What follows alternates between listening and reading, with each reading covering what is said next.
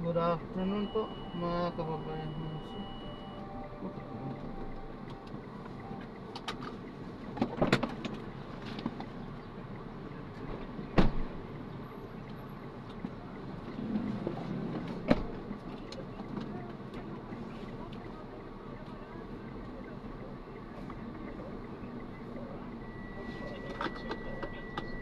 Ayan, so good afternoon po. Good morning po mga kababayan, ma'am sir.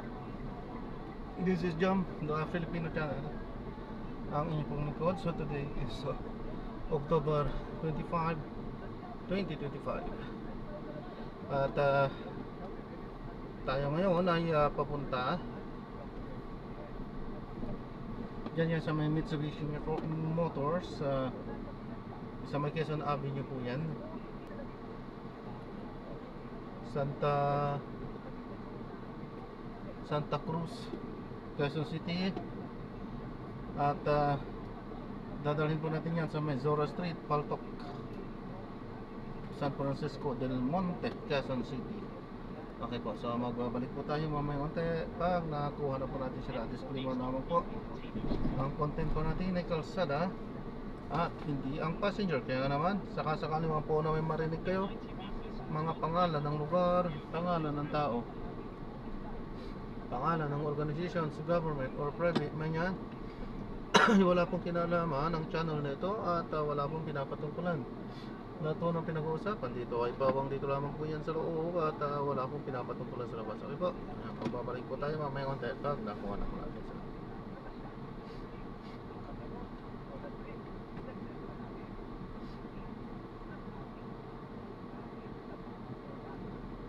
Maiwasan ito. Makinig muna tayo ng mga nagbabagong balita at mga talakayan. At dito pumapasok. Yun. Sa aking taon ka noon, Sherwin? 16 years old po ako, nawala yung kapatid ko po. Ay, Tingnan at tinig. Ang iyong Diyos ay hindi niya inaring isang bagay na nararapat panagnan ang pagkapantay niya sa Diyos. Kundi magkus, inubad niya ito at ang kanyang alipin na nakitulad sa mga tao. Nakita mo? At sabi niya sa Biblia, siya bagamat nasaan yung Diyos, being in the form of God, hindi inaring isang bagay na nararapat panangnan ang pagkapantay niya sa Diyos. Pagkos, inubad niya ito ng anyong alipin na itulad sa mga tao. Hindi pala siya talagang tao, nakitulad lang siya sa mga tao. Nag-anyo siyang alipin, parang yung kanta ng Katoliko. Nakalimutan ko na yun. Gandaan, paano yung kanta ng Katoliko? O, sanyo kimalasan ko, ay ganda magawa mo. Pagkalugi, iniwan mo, nag-anyo kang pirigrino. Ayun, hindi pa lang ang tono eh. Gandaan mo maganda yung tono niya. Si San Roque raw na Mahal na Santo, at ang pagiging duke, iniwan yung kanyang pagkaduke na kanyang pirigrino. Ibig sabihin, hindi siya talaga pirigrino, duke siya eh. Pero nag-ano siyang pirigrino. Ang Panginoon sa Kristo, nasa anyong Diyos, nasa kalagayang Diyos. Pero hindi niya inaring isang bagay na nararapat panangnan ang pagkapantay niya sa Diyos. Kundi bakit inubad niya ito, nag-anyo siyang alipin na itulad sa mga tao. Hindi nga siya talaga tao, nakitulad lang sa tao. Paano siya nakitulad sa tao? Kagaya namin kapatid na Daniel yung 1:14. At nagkatawang tao ang Verbo at tumahan sa gitna natin. At nakita namin ang kanyang kaluwalhatian. Kaluwalhatian gaya ng sampuan ng Ama na puspos ng biyaya at katotohanan. Yung Verbo, nagkatawang tao. Nagkatawang tao, hindi ka talaga tao. Nagkatawang tao, nag-anyong tao. Nilagyan ng katawang tao para makapangaral sa tao. Yung katawang tao na yon, yun yung ipinagbuntis ni Maria. Pero, kung sa loob nun, hindi tao ng sa loob nun. katawan ng mga tao, pero sa loob, anong nandun? Basahin natin sa Colosas 2:9. Sapagkat sa kanya'y nananahan ang buong kapitan ng pagkadiyos sa kahayagan ayon sa laman. Ayun, doon sa kanyang laman, doon sa kanyang katawang tao, nananahan ang buong kapitan ng pagkadiyos. Kaya hindi pala tao yung nasa loob eh. Meron siyang pagkadiyos na nasa loob ng katawang tao ng kahayagang ayon sa laman. Kaya si Kristo yung tao. Siya ay nagkatawang tao, nag-anyong tao, nakitulad sa mga tao. Ang aking aral na sinasabi sa tao, si Kristo hindi tao. Hindi siya tao. Diyos siya. Nagkatawang tao lang siya, tapos bumalik pa siya sa langit. Pero pa naman tao, bumabalik at makakabalik sa langit, hindi pa naman naguhukom. Sa paghuhukom ka lang tayo makakabalik, si Kristo. Hindi pa naguhukom, bumalik ka sa langit eh. Bakit? Hindi mo sa talagang tao. Kaya kapatid, ano? Kung tatanong mo sa akin ang pagkakaiba natin, napakalayo. Yun ang sagot ko sa tanong ko. Salamat po at sana kapatid na Rachel, makinig po kayo ng ating ginagawang indoctrination session para mas makita ninyo lalo yung mga kaibahan ng aral ng guro sa loob po ng Christian God International at malaman po ninyo yung mga aral ng ating Panginoon sa Kristo at sa iba't ibang balik ng mundo ay pag-coordinate na lamang po sa ating mga foreigners at mga po sa inyong mga lugar. Samantala, lipat naman tayo ng Solanong Nueva Vizcaya na doon sa kapatid dito ang Hilario. Nueva Vizcaya, please. Ako ay pag-gardenero na. Ngunit pagkakabangan ako at magawa ko dito. Talagang marami akong natiwan na. Ang isang ako kapatid ay ano po ang ibig sabihin ng Pentecostal. Yun lang po. Sabi ko, kapatid. Una kapatid, ano? Salitang Pentecostal, dahil sa salitang Pentecostal. Nung panahon kasi ng mga apostol, nang bumaba ang Espiritu Santo sa kanila, araw ng Pentecostes, salita sila ng wika ng mga taong nasa Jerusalem. Kasi nung araw na yon, maraming iba-ibang lahi sa Jerusalem. Ang Pentecostes kasi ay isang pagdiriwang yan ng malaking pagdiriwang, malaking event. Kasi yung Pente, ang kahulugan niyan ay 50th.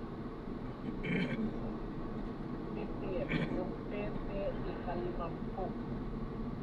At kung titignan natin sa Bibliang Grego, Pentecostes, a feminine of 4004, which means the 50th.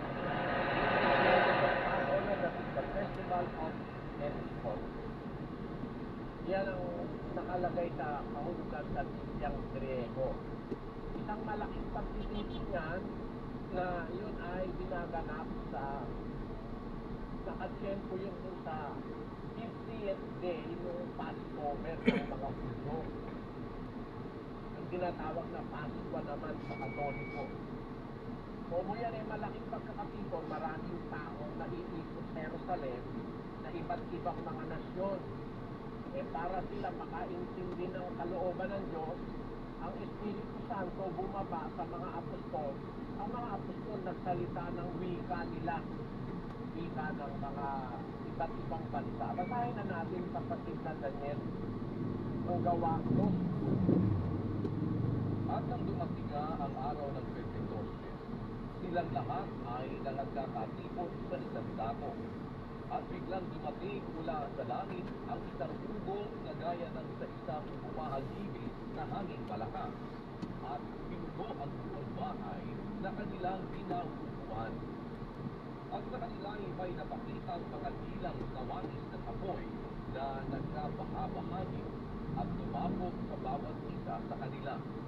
At silang lahat ay nakapipon ng Espiritu Santo at nakapagpulang pagsalita ng iba't ibang wika ayon sa ipinagkakaloob ng Espiritu na kanilang salitain. May mga nagsisitahan na sa Jerusalem na mga Hudyo, mga lalaking religyoso nabuhat sa bawat bansa sa ilalim ng langit. At ang marinig ang tubog na ito ay nakakatipo ng karamihan at nangamaan sapagkat sa kanila ay narinig ng bawat isa na sinasalita ang kaniyang sariling wika. At silang lahat ay nakagtaka at nagsipagkilala na nakagsasabi, narito, hindi baga mga Galileong lahat ang mga nagsipagsalita ito? At bakit nga naririnig ng bawat isa sa atin ang ating sariling wikang kinamulatan? Tayo mga Parto at mga Medo at mga Elamita at ang nagsasahan sa Galilea at sa Cappadocia, sa Ponto at sa Asia, sa Phrygia at Pamphylia, sa Egypto at sa mga sakop ng Libya na karating ng Cyrene at mga nakikipamayang galing sa Roma, mga Hudyo at gayon din ang mga naging Hudyo, mga Cretense at mga Arabe ay nanarinig natin nagsisipagsalita sila sa ating mga wika ng mga makapangyarihang gawa ng Diyos. Yan ang nangyari sa araw ng Pentecoste kasi yung mga Cretense, Arabe, mga taga-Egypto, mga taga-Roma, mga taga-Parto, Medo, Mesopotamia, nakaipon sila sa Jerusalem dahil na mayroong pagdiriwang ng Pentecoste. Yung ika-50 araw ng pagdiriwang, nagkakatipon sila sa Paskwa ng mga Hudyo, no? Kasi mga taong religyoso ito, nabalitaan nila sa Jerusalem ay nandoon ang kapangyarihan ng Diyos. Kaya kahit sa mga taga-ibang bansa sila na malapit sa Israel, sa Jerusalem, pumunta sila sa Jerusalem, nagkakatipon sila. Basahin natin uli yung 2:5 ng Gawa kung pagsin na ganyan. May mga nagsisitahan nga sa Jerusalem na mga Hudyo, mga lalaking religyoso na buhat sa bawat bansa sa ilalim ng langit. Ito yung mga taga-iba-ibang bansa na punta sa Jerusalem para nga doon sa pagdiriwang ng Paskwa. Eh, nung ika-50 araw na yung Pentecoste, araw ng Pentecoste, eh, dumating ang Espiritu Santo sa mga apostol para makainig sila, no, ng aral ni Cristo na dati hindi nila alam. Ang Espiritu Santo sa kanyang kapangyarihan yung mga Galileo na apostol. Kasi ang lahat ng apostol, Galileo yun eh. Yung 12 apostol, mga taga-Galilea yun eh. Ang salita nun, Hebreo. Pero yung sa pamamagitan ng kapangyarihan ng Espiritu Santo, Galileo sila, lumalabas sa bibig nila yung salitang Romano, salitang Latin, salita ng mga taga-Ponto, taga-Asia, Mesopotamia, taga-Medo, sa Parto, Egypto. Kung wala ang Espiritu Santo, ini-interpret yung salita pagdating sa kanilang tema, eh, salita na nila na pinamulatan yung naririnig nila. Samantalang mga Grego naman yung mga nagsasalita. Yun ang milagro ng Espiritu Santo para maintindihan ng mga tao na yon yung kapangyarihan na daladala ng ating Panginoon Hesus Kristo, yung aral na kanyang sinasabi. Kasi noong mga panahon na yon, kapatid, ang mga Kristiyano inuusig ng mga Hudyo. Kasi para sa mga Hudyo, bagong aral yun. May ano kasi sir, Dumating si Kristo, nagkaroon yung ng tricycle palabas din po aral. talaga niya. Dati sila, tumusunod sila sa batas ni Moises. Eh, nung nangangaral na si Kristo, iniiba niya yung aral. Yung aral sa batas ni Moises, papatayin mo yung kaaway mo. No? Iidigin mo lang yung kapwa ang Hudyo. Pero yung kaaway mo, papatayin mo. Pero nung dumating si Kristo, sabi niya, narinig niyo, sabi ng tao na una, iidigin mo ang iyong kapwa, kapupuotan mo yung kaaway. Dapat pag sinasabi ko sa inyo, idigin ninyo ang inyong kaaway, idalangin mo sa inyo'y nagsisimusin. So nagtuturo si Kristo ng ibang aral sa panahon niya. Dahil dito, pinapuusip sila ng mga Hudyo. So, para maintindihan ng mga tao kung ano yung aral ng Kristiyano na magitan ng Espiritu Santo sa araw ng Pentecoste para masalita ng mga apostol sa kanilang kanyang wika. Siyempre, ikaw man. Halimbawa ako, magaya rito, no? Nandito ngayon ako sa Spanish-speaking country. Ang salita dito, no? Eh, halimbawa, dito sa speaking country, nakakita ko nang nasasalta ng Tagalog, siyempre mag-i-interest ako ba Tagalog sila. Siyempre, pagka narinig ko Tagalog, mag-i-interest ako dahil nasa paligid ko puro Espanyol eh. Diba? Nakarinig ka ng Tagalog, salamat. Magugulat ka dahil salita mo yun eh. Ganun na nangyari sa araw ng Pentecostes. Yung mga apostol nagsalita ng wika nila. Mga wika. Nagsalita ng mga wika nila. Natawag ang pansin nila. At pagkatapos noon, mahigit na 3,000 ang naniwala sa ating Panginoon Kristo. Bagaman nung panahon na yun, inuusik si Kristo. Ayaw siyang paniwalaan. Gusto pa siyang patayin ng mga Hudyo. Ayan, so idugtong na lang po natin ito. Kukunin natin dyan sa may Ilagan, Barangay Paltok yan. At dadalhin po natin sa may SM North EDSA. Bagong Pag-asa Diliman, Quezon City. Okay po, yan, dugtong na lang po natin yan.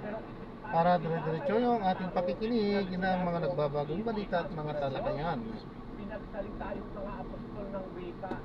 Wika na hindi kagaya ng ginagawa ng mga Pentecostes ngayon. Mga Pentecostes, wala nang pinagsasabi, walang nakaintindi eh. Eh nung ang Espiritu Santo ang bumabay sa mga apostol, nagsalita sila ng wika ng Medo, Parto, Elamita, Mesopotamia, Cappadocia, Ponto, taga-Asia, mga taga-Phrygia, taga-Pamphylia, mga taga-Libya, narinig nila mismo isang salita sa kanilang kinamulatan. Natawag ang pansin nila na intindihan nila ngayon yung aral ni Cristo. Pagkatapos ng Pentecostes, nagbaptiso ang mga apostol ng 3,000 kaluluwa. 2,41 ng gawa. Yung lang nagsitanggap ng kanyang salita ay nakabautisuhan at nakaparagdag sa kanila ng araw na yaon ang may 3,000 kaluluwa. Tamo, sampalataya yung mga maraming nakinig dahil doon sa naintindihan nila yung kanilang sariling wika ang sinasabi. Eh, yung mga Pentecostes na wala na pisa mo kasi wala na yun eh. Hindi naman thanks yun eh. Tatangahan yun, hindi tatangahan. Ano na pinagsasabi? Hindi mo maintindihan eh. Eh, bawal na ng Diyos yan eh. Magsalita ka ng walang makakaintindi. Bawal ni Cristo yun. Sinulat mo. Salita ang sino man ng wika, maging dalawa o huwag higit sa 3 at Hump pala yan?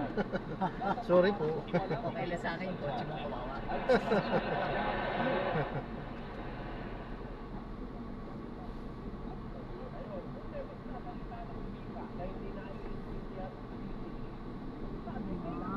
Ang gaganda ng aso kahit sabihin mong ano. Oo. Aso. Alaga siya talaga. Oo nga, kaso nakakawala dyan, nasasagasaan. Doon ako naiinis eh. Yung mga drivers hindi man lang maano sa mga ano eh. Daming mga napipilayan, nakakaawa ako. Tapos forever ng lumpo. Tapos wala na, minsan wala na mag-aasikaso. Pag may-ari iniiwan na. Hindi nila mapapagamot eh. Ay.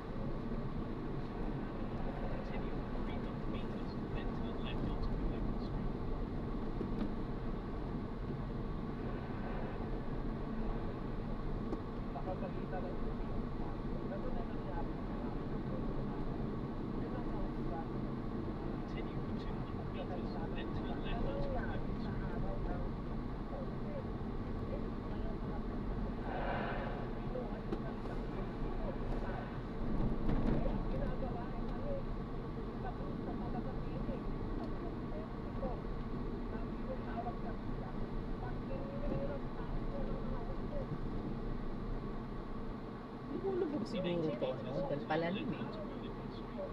Siguro. Tapos may creek eh. Pero pag marami pa rin tao, sabihin, hindi marubog. Hindi ko rin mag-gets eh. ba nakikita? 37 years na, di ba ako sila malabas pag umuulan? May bakas nga oh. Meron ba? Ito, magbakas ng sa pader. Oh, Ibig sabihin niya, talaga. ay naku, unahan ka pa oh. Yung mga ito. Buti na lang, di ako nagdadrive yan. Kung ako nagdadrive, pagka manual ang dala kong sasakyan, nakakatakot. Baka bumulong ako sa talikod pag mali ang timpla mo. Hindi tulad ng pagka automatic walang problema. Kaso may kotse ako manual Ganyang bitin, takot ako. Kahit manual naman, hindi naman din po yan. Kontrolin din lang po yan sa... O pero yung timpla sa paa yung gas at yun yung hindi ko kaya. Bagay, pag automatic kasi, Nasanay na kasi ba ng automatic? Manual naman dati. Pero doon pa, takot na ako. Ngayon, nung yung automatic na ba, maganda. Ngayon, pag wala akong choice, gamitin ko yung manual. Yung pagkaganyang bitin, ay takot ako. Ganda naman din talaga ang automatic. Oo, na mas convenient mag-drive. Asawa ko noon pa, ayaw ng mas maaksayro sa gasolina, mas mabilis daw yung parang meron ka ibibilis dito sa Maynila. Diba? Sabi niya, mas maganda yung ganyan manual, pagka pwede ka magmabilis, ka magbibilis dito. Kaya ngayon kung tumanda na kami o pare-parehas kayo, gusto rin niya automatic na. Ayaw siya sumunod sa mga taong na mag-automatic na Marunong siya parang feeling niya, laging siyang tama Halos lahat nga ng driver, mas gusto automatic. Oo nga, laking conveniente. Sarap nga sa kalin. Yun nga lang talaga ngayon. Ay, doon tayo sa kabila, po? Oo. Talagang doon ka rin naman lalabas, iikot sa Wala na basbarado na. Oo Kaya di ba nakita mo sabi ko sana doon tayo sa examiner. Kaya lang isip ko, okay din naman dito. Oo nga no, kung examiner na lang sa Tapos labas kagad natin, di ba, EDS, sa Times, tapos EDS. Sa Times, dire-diretso doon sa... ikot na.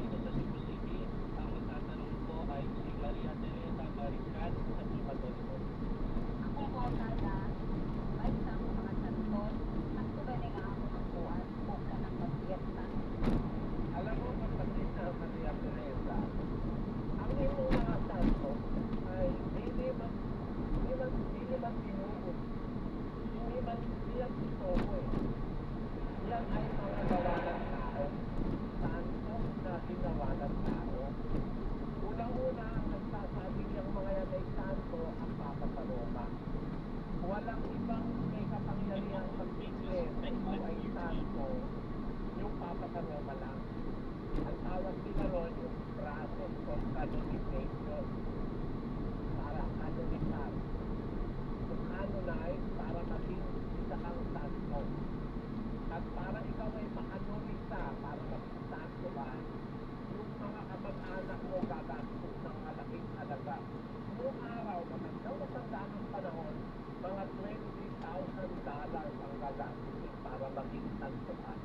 Pakibasa nga natin. Ayan po, sa page 369, expenses. It will not be out of place to give succinctly the ordinary actual expenses of canonization and beatification. If he chooses to spend a moderate sum, the entire cost from the first process to the solemn beatification will not cost him less than $20,000. The expenses of the process from beatification to canonization will easily exceed $30,000. Gagastos yung mga kapag-anak mo ng hindi kukulangin sa 20 mil at maaari pang kumikit sa 30 milyon dolyar. Kung araw pa yan, kapatid, para ikaw ay maging santo, gagastusan ka ng kapag-anak, at ito ang isang ulat kung magkaroon ng beatification at canonization. Bagayin natin yung expense. Opo, ayan. Pakita po natin. Expenses.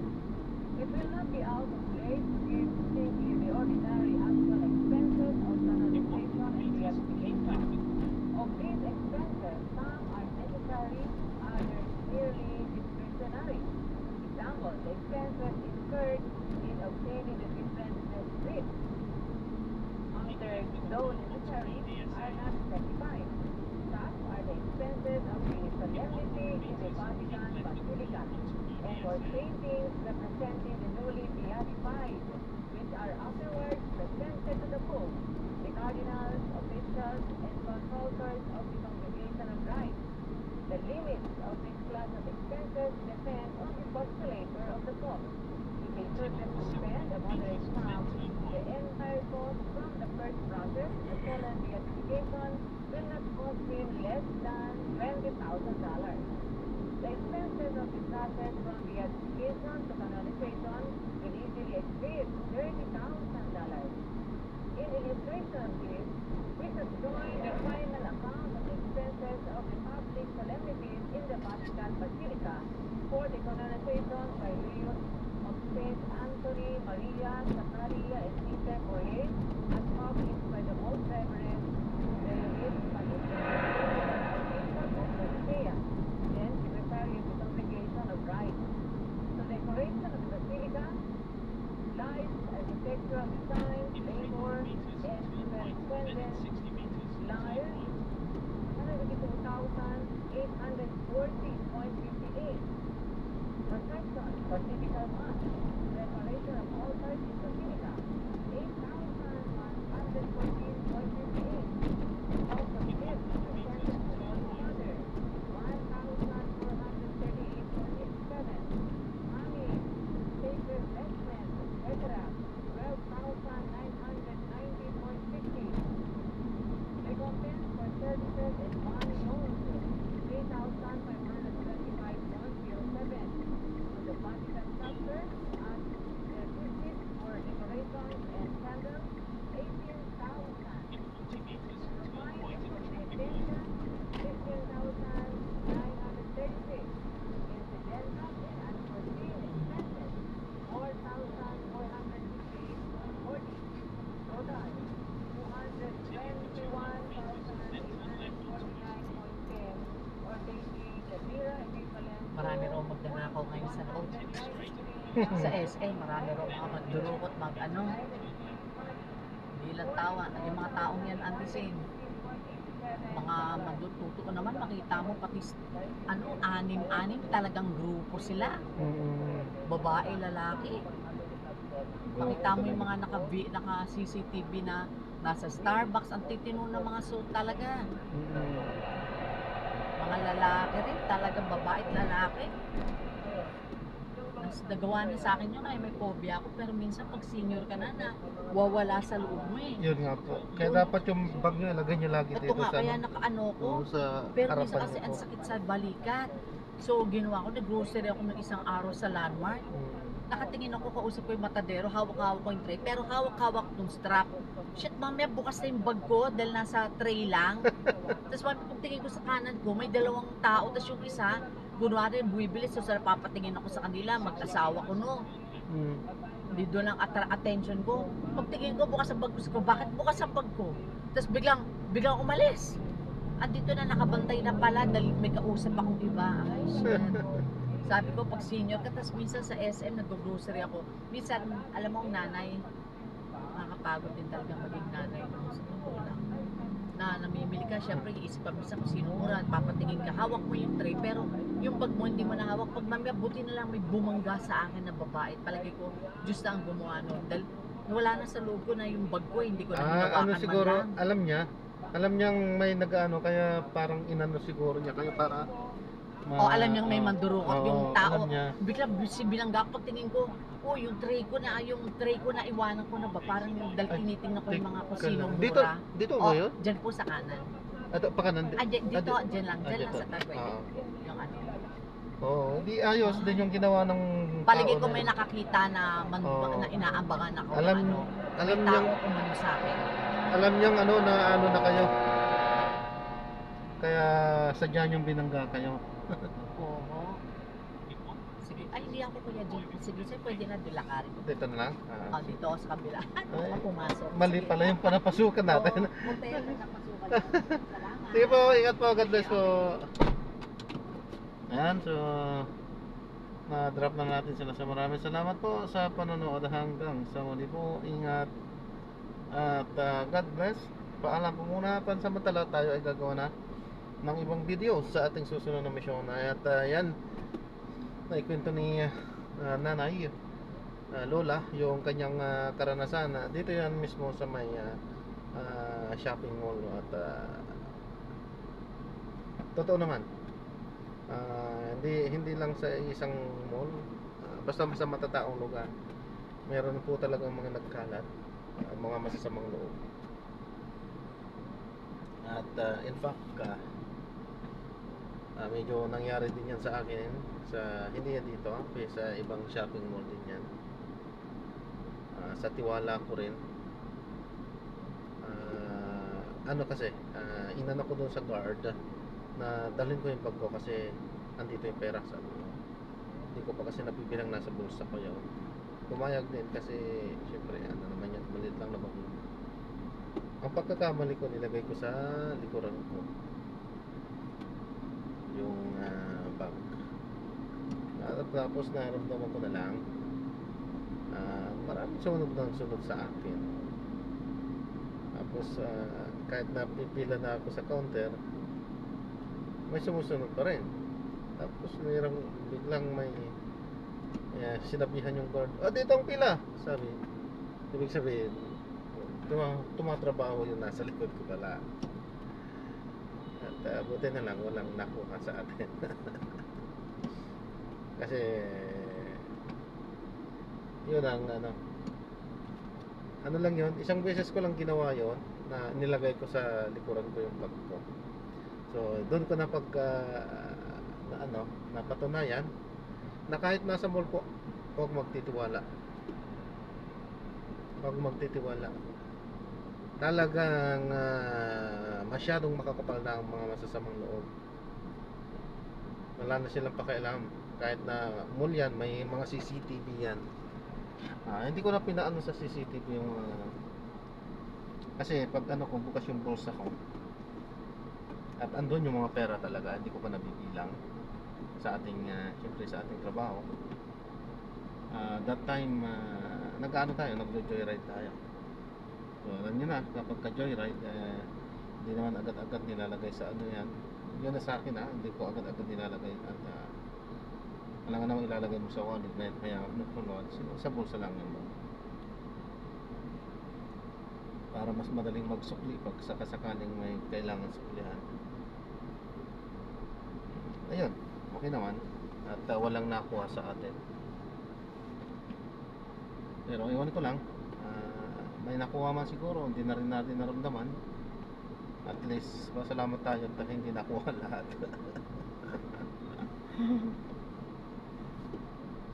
Yun, ano lang yun, dahil sa ayaw ko kasi kaya ang purpose nun, kaya ayaw ko talaga ding magduda sa akin ng guard. At nakita ko naman may mga CCTV safe to, sabi ko. Kaya ayaw ko magduda, kaya hindi ko nilagay sa harap ko. Kasi siyempre kapag ka ang bag nilagay mo sa harap mo, baka mamaya pagdudahan ka na shoplifter ka. Baka mamaya naglalagay ka sa bag mo. Kaya para sure, nilagay ko sa likod ko. Para hindi ako pagdudahan, yun nga lang. Nasundan pala ako ng masasamang. Diyan yan sa may maliit na grocery yan. Diyan sa may bandang Muñoz. Muñoz Market banda. Hindi siya sa Muñoz. Dito yan sa may bagong bantay. Hindi ko napapangalanan yung maliit lang yung na grocery. Bago bantay din banda. So, talaga ang gawain ko talaga, ang bag ko nilalagay ko talaga yan sa harap. That time lang talaga na siyempre pauwi na ako noon at pagod na gustong gusto ko na matulog, dumaan lang ako ng pagkain ang bibilhin ko. Kaya hindi ko pa nabibilang yung pera, kaya alangan nang iiwan ko yung bag ko doon, diba? So, di ba may iwanan ng bag sa counter, so hindi ko iniwanan doon. Siguro nung pagkasabi ko doon sa guard na ay hindi ko pwedeng iwanan to, andito yung pera, sabi ko, siguro narinig siguro ng mga kawatan. Taka ko talaga, ba't ang dami, sunod na sunod, kaliwat kanan, nasa likod ko, sunod ng sunod, may mas nauna pa sa akin, ganun.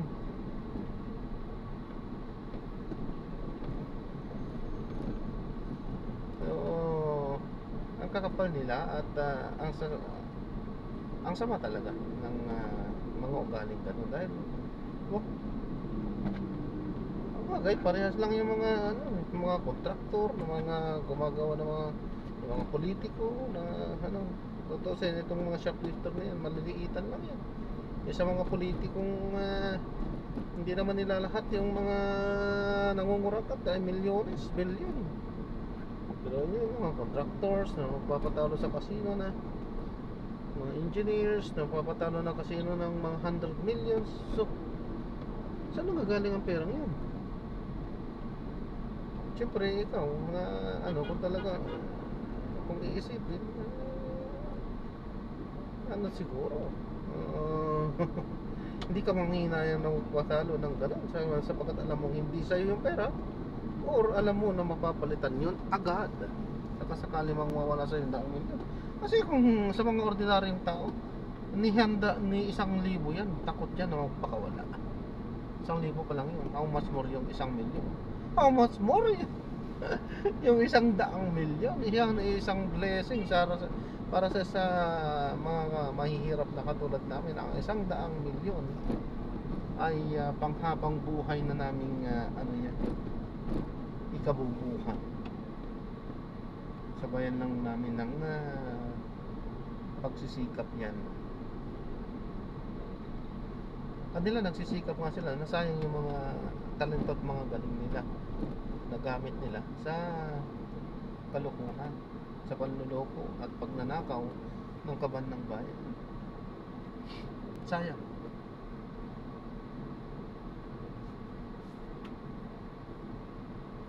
Okay, anyway, ba't na po tayong usapan natin yan? At wala pa naman kasi tayong nare-receive na books, mga book, wala tayong booking, kaya ayan magbabalik tayo mamaya konti pag na tayo ay nagkaroon na ng ibang mga booking. Okay, so iyan na lang po muna natin yan. Yan, pinagsunod natin yan, dinunod natin yan back to back, kumbaga diniretso natin, nakuha natin doon sa pinagdrapan natin kanina at dinrap na natin doon yan sa MySM. Ayan, gagawin na po natin ng ibang video itong ating susunod na mission. At